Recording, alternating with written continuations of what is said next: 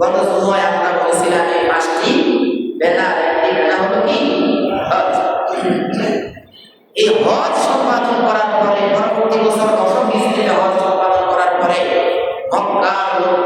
যে চুক্তি ছিল তারা ওই চুক্তিও ভঙ্গ করেছে।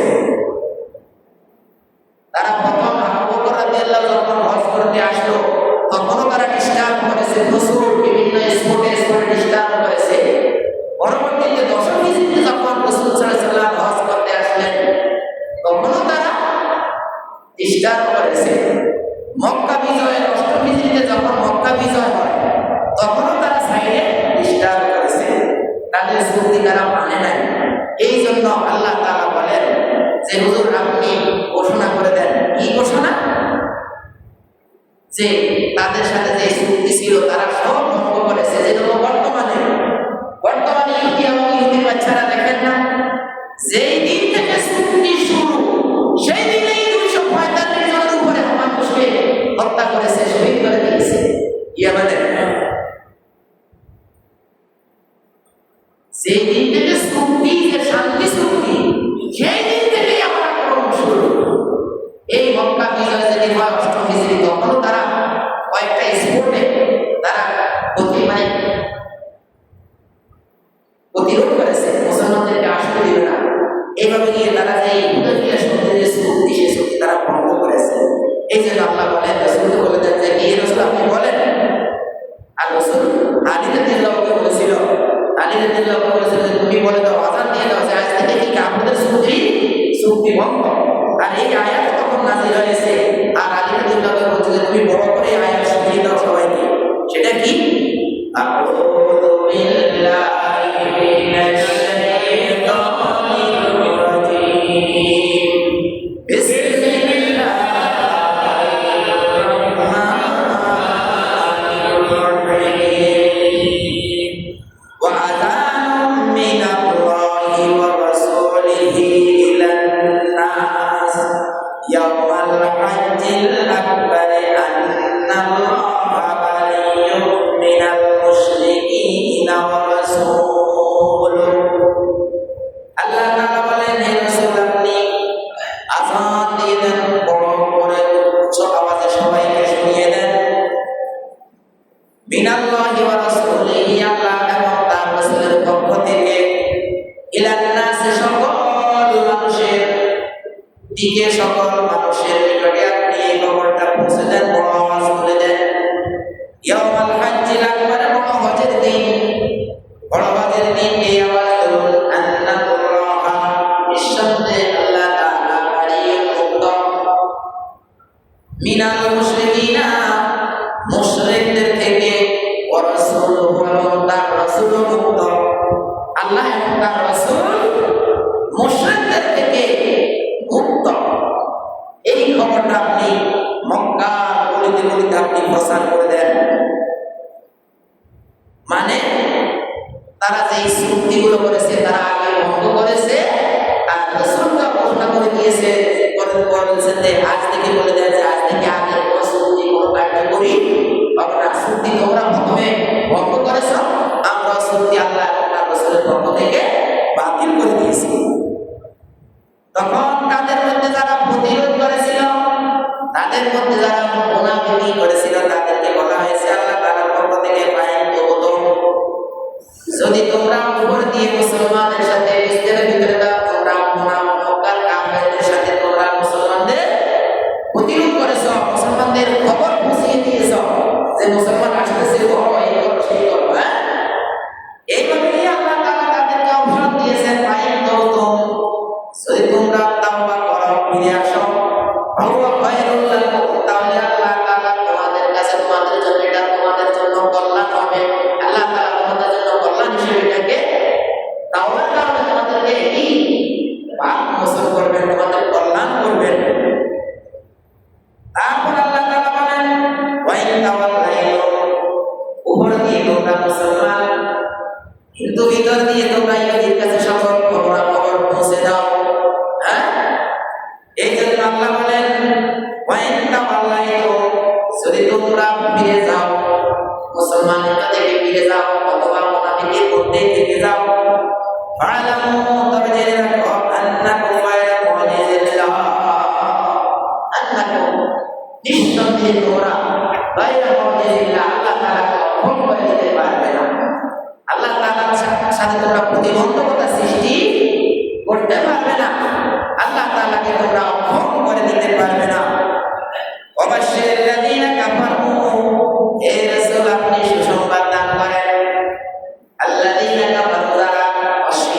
করেছে, যারা রাসূলকে প্রতিবন্ধক সৃষ্টি করেছে, যারা রাসূল সাল্লাল্লাহু আলাইহি ওয়াসাল্লামের সাথে চুক্তি করে চুক্তি ভঙ্গ করে ফেলেছে, এই সমস্ত কাফেরদেরকে আপনি সুসংবাদ দান করেন। সবাই সুসংবাদের পাগল, এই কারণে আল্লাহ কি সুসংবাদ দিয়েছেন। কিসের সুসংবাদ? বিআযাবিন আলীম, পীড়াদায়ক অপমানজনক শাস্তির সুসংবাদ। যারা আল্লাহ এবং তার রাসূলের কাজের মধ্যে প্রতিবন্ধকতা সৃষ্টি করে, প্রতিবন্ধকতা সৃষ্টি করাকারীদের মধ্যে দুই প্রকার আছে। এক প্রকার আছে কাট্টা কাফের, আর এক প্রকার আছে মুসলমান। এরা মুসলমানদের বিভিন্ন সংবাদ দেয়, আঘাত রাখে যে ভাই তোমার সাথে আছি, তোমার সাথে আছি। মুযাবযাবিনা বাইনা যালিকা লা ইলাহা ইল্লাল্লাহ ওয়া লা ইলাহা ইল্লাল্লাহ, মানে ঝুলন্ত তারা। কি ঝুলন্ত ব্যক্তিকে না তাহলে যেরকম এইদিকেও যায়, এইদিকেও যায়, এইদিকেও যায়, এইদিকেও যায়। মুযাবযাবিনা বাইনা যালিকা, মুনাফিকেরা ঝুলন্ত। কেমনে ঝুলন্ত? লা দিলে এইদিকেও যায়, এইদিকেও যায়, লা ইলাহা ইল্লাল্লাহ, তারা এইদিকেও না, ওয়া লা ইলাহা ইল্লাল্লাহ, এইদিকেও না। কাফেরও না, মুসলমানও না, এরা মধ্যখানে ঝুলে। আর যেহেতু কাফেররা একটা মাত্র অন্যায়, এই জন্য কাফেরের শাস্তি হলো এক প্রকারের।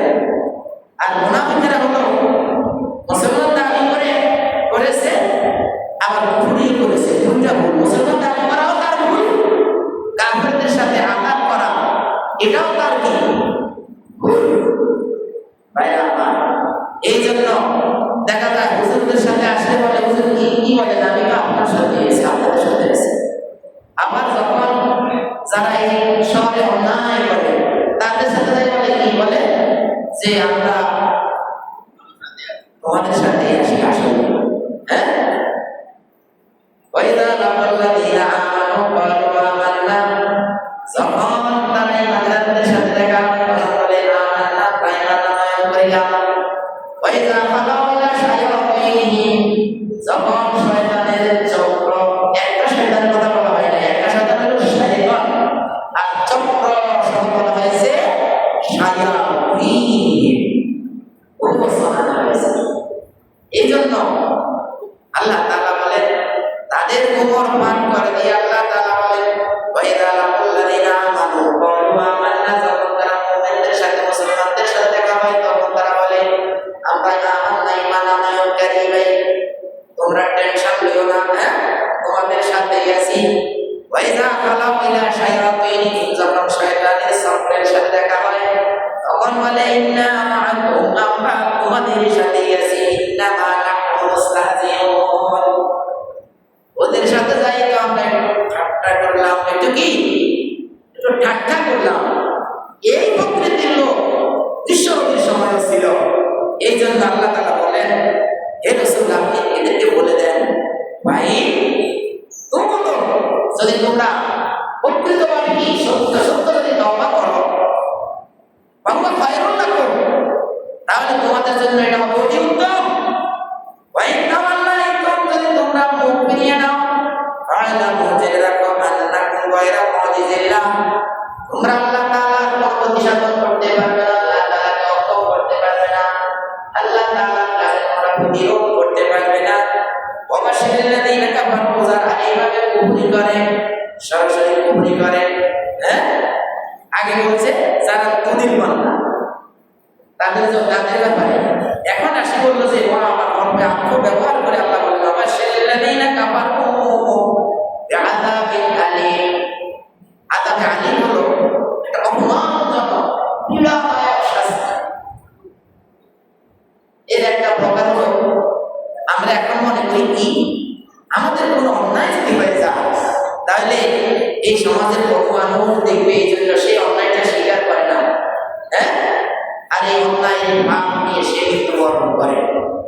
যে কি অমুকের এই জায়গা দিয়ে একটু জমিন আমার দখলে আছে, এখন যদি ছেড়ে দেয় তাহলে মানুষ আমাকে বলবে তুমি ৬০-৭০ বছর খাইছো, তোমার সব নাই। এইভাবে দেখা যায় সে ওই জায়গাটা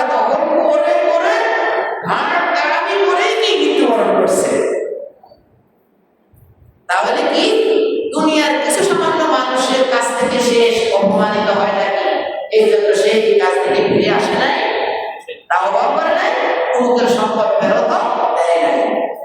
কিন্তু আখিরাতে কি করা হবে তাকে? তার এই একদম তার পূর্বপুরুষ যত মানুষ আছে এবং বর্তমানে যত মানুষ আছে, বলেন তো আমরা এখানে একটা যারা করছি, আমাদের এই পরে যদি সবাইকে হাজির করে, এটা কি অসুবিধায় হতে? কোনো অসুবিধা হবে না। এই সকল মানুষের সামনে তাকে স্টেজে উঠায় চড় দেওয়া হবে। যেই চড় তার এই সমাজের লোকেরাও দেখবে, তার পূর্বের সমাজের লোকেরাও দেখবে, তার পূর্বের সমাজের লোকেরাও দেখবে, তার পূর্বের সমাজের লোকেরাও দেখবে, তার পরের সমাজের লোকেরাও দেখবে। সকল লোকের সামনে তাকে স্টেজে তুলে আল্লাহ তাআলা ফেরেশতাদের মাধ্যমে তাকে কষায় কষায় চড় দেওয়া হবে। এটা হলো প্রাথমিক ডোজ। ডাক্তার যখন প্রাথমিক ডোজ দেয়, এবার প্রাথমিক ডোজ সকলের সামনে। আর ধাঁধার মতো চেঁচাই চেঁচাই যখন নেব, তখন বলবো ওরও দেখ, ওরও দেখ, এদিকে কি গান গান দেখতাম, ওরা আমাদের খতিব সামনে নিতে আসে, ওরা চেঁচাই গানকে গানার মতো চেঁচাই নিতে আসে। খতিব সাহেব কিনলে নিতে আসে, কারণ খতিব সাহেব এমনভাবে ওয়াজ করতো, খতিব সাহেবের ওয়াজে কেউ হবে জানেন না। আল্লাহ রাসূল যখন আলোচনা করতেন, তখন কেউ কেউ মনে করতো মনে হয় যেন শুধু আমার না কইতে আছে, মনে হয় হুজুরের কেউ কইতে চেষ্টা করে। আমার সাথে কোনো লোকের কোনো দেখা নেই। কোনো ব্যক্তির কাছে যদি আমার কথাগুলো যদি কোনো ব্যক্তির কাছে যদি লেগে যায়, কোনো ব্যক্তির গায়ে লেগে যায়, সে কি করতে হবে? তাওবা করতে হবে, ফেরত আসতে হবে। কিন্তু যদি বলে রে মনে হয় তো আমি এই কাজে জড়িত, মনে হয় কেউ হুজুরকে মনে করলে দিছে, মনে হয় আমার এলাকায় আছে, যা করতেছে আস্তাগফিরুল্লাহ। একবার এরকম আমি জুমা পড়িয়ে জুমার নামাজ আদায় করার পরে আমি যখন বাইরে গেছি, একজন আমাকে বলে হুজুর যা বলছেন সব আপনি আমাকে বলছেন আজকে। মানে আমি ওয়াজে যা বলছি সব এবারে গায়ে লাগছে। অথচ আমি বলেছি কোরআন, আমি বলেছি হাদিস, আমি আল্লাহ কোরআন থেকে কথা বলছি, হাদিস থেকে কথা বলছি। ওই লোকে বলে সব কথাগুলো আপনি আমাকে বলছেন। এই জন্য ভাই আযাবে আলীম হৃদয়দায়ক শাস্তি। ইমাম সাহেব যদি ভুল করে, ইমাম সাহেব যদি হক কথা না বলে, ইমাম সাহেব যদি এরকম কি দাদার মতো যদি কি খুজুরু ফাকুল্লুহু হুম্মাল জাহিমা সাল্লুহু হুম্মা ফি সিলসিলাতিন যারউহা সাবউনা যারাআন ফাসলুকুহু, এবার যদি সত্যের গজ সিও দিয়ে যদি আল্লাহ তাআলা বলে একে দর করে পেশা পেশা ইনসান লুটার মানে নেইও করি না, ইমাম সাহেব খতিব সাহেব যদি এভাবে টানে, তো এর আপনারা যারা ভুল ত্রুটি করেন আপনাদেরকে কি সালামুন কাওলাম মির রাব্বির রহিম দিতে দিব নাকি? না, আপনাদেরকেও যদি ভুল করেন এরকম টেনে টেনে জাহান্নামে নিয়ে ফেলা হবে। আর যদি তাওবা করেন, ফিরে আসেন, যার যারটা তাকে বুঝিয়ে দেন, হ্যাঁ আল্লাহ তাআলা হয়তো আপনাকে ক্ষমা করবে, আমাকে ক্ষমা করবে।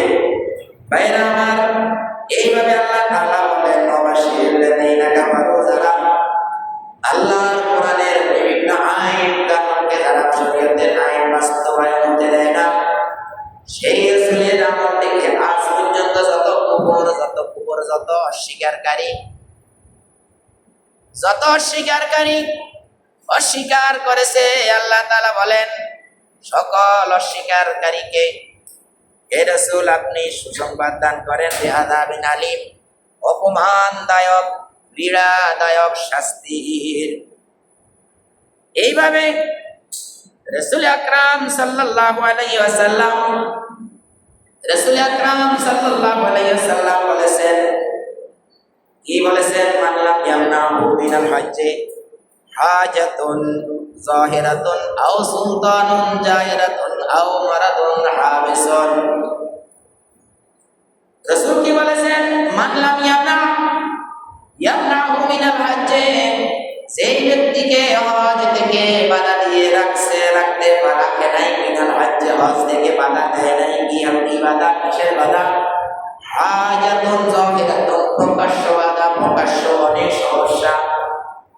সেই সমস্যাটা ডাইরেক্ট দেখা যায়।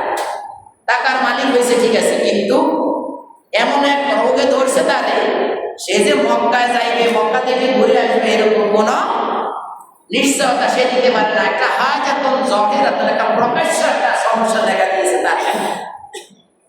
ওই সমস্যাটা তার কেটে উঠতে উঠতে সে মারা গেছে, তাহলে আল্লাহ বাঁচাইছে তাদের।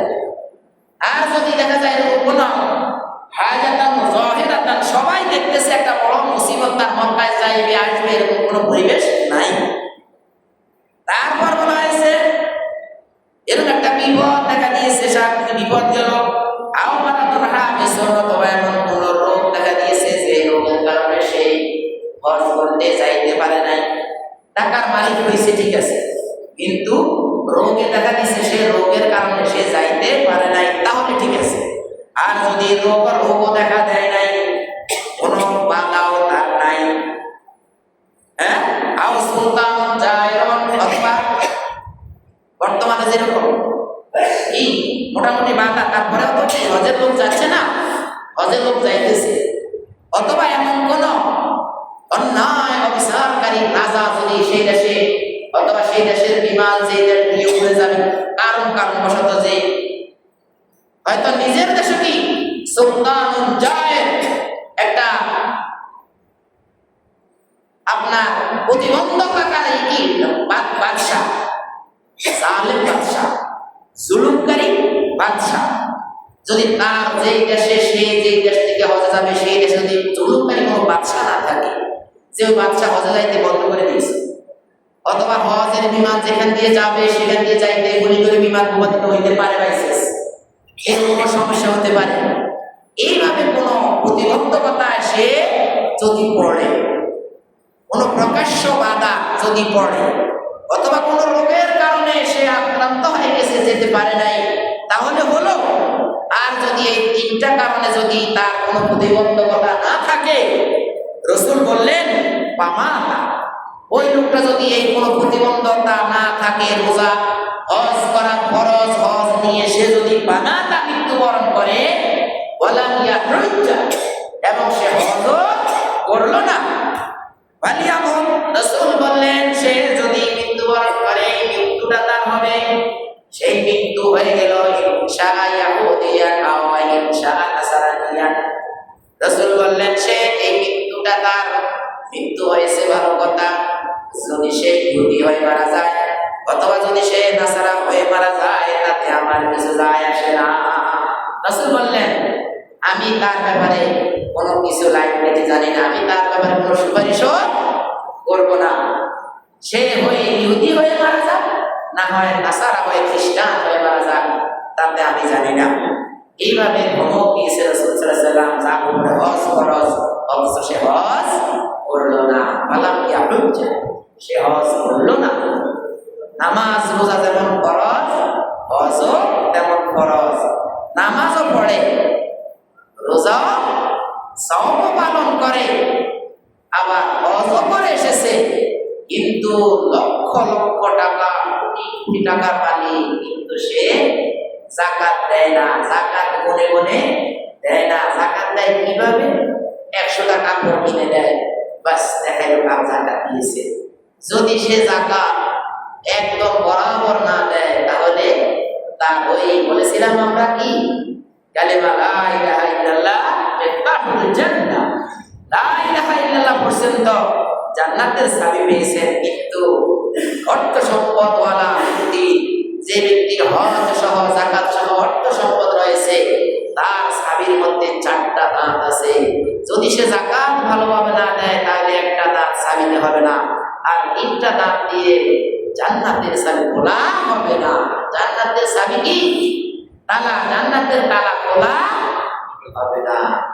এইভাবে গিয়ে এই যে হজের মৌসুম আসছে, হজ আপনাকে হজের জন্য দ্রুত ব্যবস্থা করেন, না হয় আপনি সারাদিন তিনবার নামাজ পড়লেও কাজ হবে না, কারণ আপনার সাবির দান একটা নাই। ওই সাবির আপনার দান করেই আপনাকে মৃত্যুবরণ করতে হবে। আর যদি বলেন যে হুজুর আপনি কি বললেই হবে নাকি, তাহলে আপনার ঘরের চাবিটা, তালাটা আপনি বাজার বা অন্য দাঁতের একটা চাবি দিয়ে খুলে দেখবেন খুলে কিনা। যদি খোলে তাহলে বেহেশতের দরজাও কি এরকম খুলে যাবে, আর যদি না খোলে তাহলে বেহেশতের দরজাও খুলবে না। আর যদি বেহেশতের দরজা না খোলে তখন আল্লাহ তাআলা কি বলবেন? খুঁজে বলে ধরো। তার কারণ হলো একই ব্যক্তি। তার জন্য ইন্না হাদাইনাহুস সাবিলা ইম্মা শাকিরা ওয়া ইম্মা কাফুরা। আল্লাহ তাআলা বলেন আমি তাকে শুকরিয়া জ্ঞাপনকারী অথবা কুফরি করতে পারে এরকম একটা ইস্তিতাআত দিয়ে আমি তাকে সৃষ্টি করেছি। একই ব্যক্তি একটা কায়া জান্নাতে আছে, একই ব্যক্তি একটা কায়া ছবি শ্যাডো ক্যাবিনেট, যেরকম কি ছায়া মন্ত্রণালয়, সারা দুনিয়া কি যারা বিরোধী দলে থাকে তারা একটা ছায়া ক্যাবিনেট করে রাখে। অনুরূপ এই যে শ্যাডো, ইংরেজিতে বলে কি শ্যাডো মানে ছায়া। আমরা যে ছবি তুলেন না, ছবি ফটো তোলেন, এটা তোলে একটা শ্যাডো, একটা ফটো, একটা মানে আপনার একটা আলো প্রতিধ্বনি নেওয়া হয়। এরকম একটা ছবি একটা লোকের জান্নাতেও আছে, এরকমের একটা ছবি একটা লোকের জান্নাতেও আছে, জাহান্নামেও আছে। এখন তাকে ইস্তিতাআত দিয়ে বলা হয়েছে এবার তুমি যাইতে পারো এইদিকে, এবার তুমি যাইতে পারো এইদিকে। এটাই হলো প্রকৃত কথা। আর সাহাব মানে কিছু কিছু হাদিস এসেছে, এই হাদিসগুলো বর্তমানে আস্তে আস্তে বাছাইয়ের মধ্যে পড়তেছে, কিন্তু কিছু কিছু হাদিস আছে কোরআনের আয়াতের সাথে সংঘর্ষী।